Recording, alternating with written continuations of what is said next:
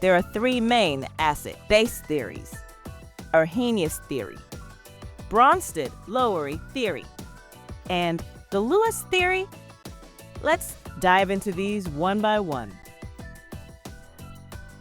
According to Arrhenius theory, acid is a substance that ionizes in water to produce hydrogen ions.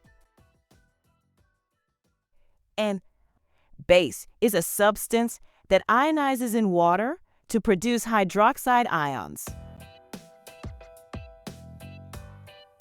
For example, HCl, when ionizes in water, it produces hydrogen ions and chloride ions, as it gives hydrogen ions on ionization. So, HCl is an acid according to Arrhenius theory. Similarly, NaOH ionizes in water to produce sodium ions and hydroxide ions, as it gives hydroxide ions on ionization. So, NaOH is a base according to Arrhenius theory. Arrhenius theory has certain limitations. Firstly, it applies only to aqueous solutions.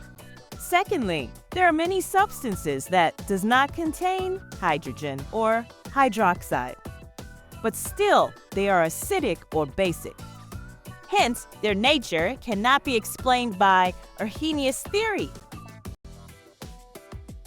According to Bronsted-Lowry theory, acid is a substance that donates the proton. The H+ ion is also known as proton.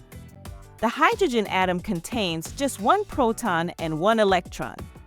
When it loses the electron, it gains positive charge and becomes H+. As H+ contains just one proton, therefore, it is also called as proton. While Bronsted-Lowry base is a substance that accepts the proton or H+ ion. Take an example of reacting HCl with H2O. There are 3 lone pairs on chlorine, while 2 lone pairs on oxygen. The chlorine of HCl withdraws the electron density towards itself and gains partial negative charge. The hydrogen becomes electron deficient. It gains partial positive charge.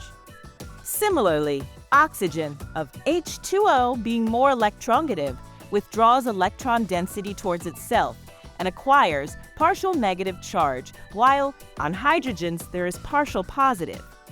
There are 2 possibilities. Either the lone pair of chlorine can attack on proton of H2O, or lone pair of oxygen can attack on proton of HCl. Now, which of these will occur? For this, let's take a look into the electronegativities of oxygen and chlorine. The electronegativity of oxygen is 3.4, while that of chlorine is 3.16. So the difference of electronegativities is not much significant. Now, if we look into their atomic sizes, there is a huge difference.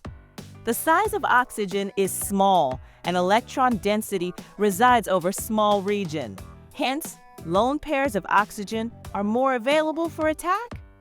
On the other hand, size of chlorine is much bigger. The electron density spreads over the large area. Hence, lone pairs of chlorine are less available for attack. So, it is the lone pair of oxygen that will actually attack. Also, HCl is a strong acid, so it will easily donate its proton.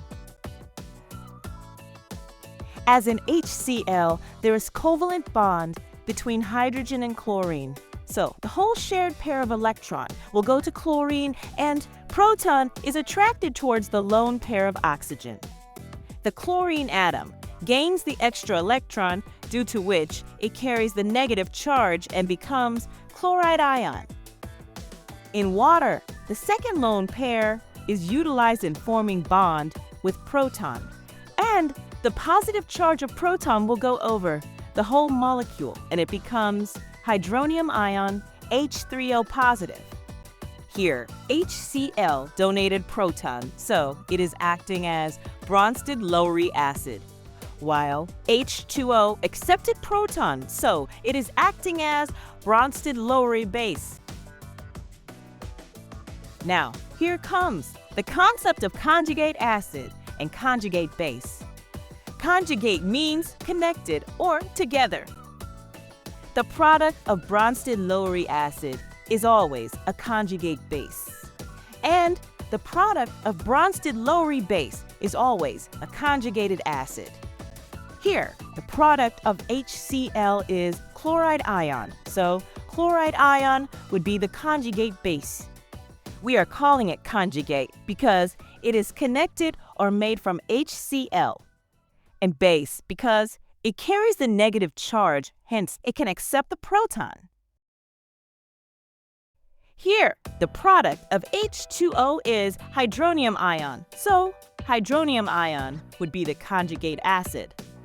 We are calling it conjugate because it is connected or made from H2O.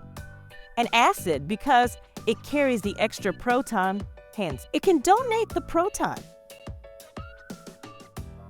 So, in this example, HCl and chloride ion is the conjugate acid-base pair, while H2O and hydronium ion is the second conjugate acid-base pair. Taking another example, in the reaction of ammonia with water. Oxygen contains 2 lone pairs, while there is 1 lone pair on nitrogen. Sizes of oxygen and nitrogen are not much different, but here, electronegativity difference is much greater. Oxygen is more electronegative. It attracts its lone pairs more closer, so they are less available for attack.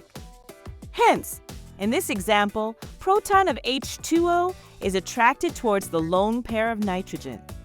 As a result, the lone pair of ammonia is utilized in forming bond with proton. The positive charge of proton gets over the whole molecule and it becomes ammonium ion. Both the electrons of oxygen-hydrogen bond goes over oxygen. So oxygen gains extra electron, due to which it carries negative charge and becomes hydroxide ion, as ammonia has accepted the proton. So it is a Bronsted-Lowry base, as water has donated the proton, so it is a Bronsted-Lowry acid. The product of Lowry-Bronsted base, which is ammonia, is ammonium ion, so it would be conjugate acid, while hydroxide ion would be conjugate base. Considering both of the previously discussed example, in one example, water is acting as base, and in the other example, it is acting as acid. So, water is an amphoteric substance. The substance, which behaved both as acid as well as base, is amphoteric substance.